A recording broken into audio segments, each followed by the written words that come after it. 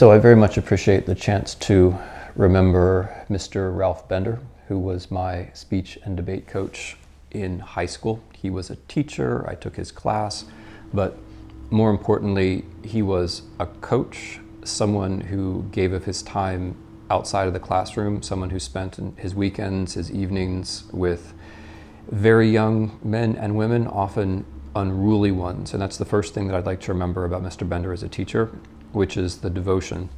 I think as a teenager, as a high school kid, I had no idea how much patience and grace it requires to surround oneself with large numbers of people like me.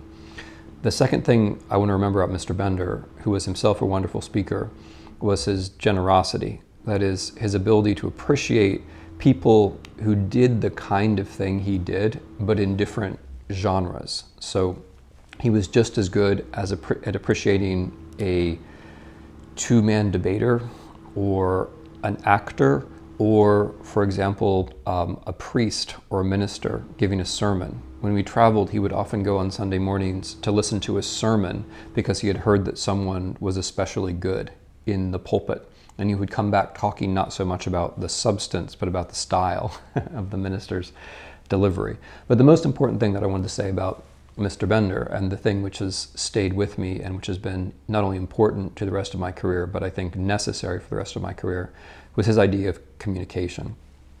If you are young and you think you're smart, probably all you think you need to add to your intelligence is lots of hard work. You have the idea, if, for example, you're a debater, that all you have to do is be right and have lots of evidence.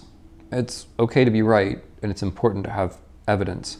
But what Mr. Bender tried to teach, and what I eventually understood, is that communication involves the other person. It's a very simple idea, but it's actually rather profound.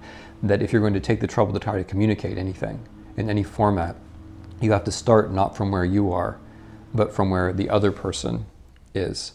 And the way that Mr. Bender tried to illustrate this very simple but actually rather challenging idea is to imagine whether, when the person gets up from his or her seat at the end of your speech, whether they have in some sense changed, whether they will now make slightly different decisions having heard what you have to say. That was the test.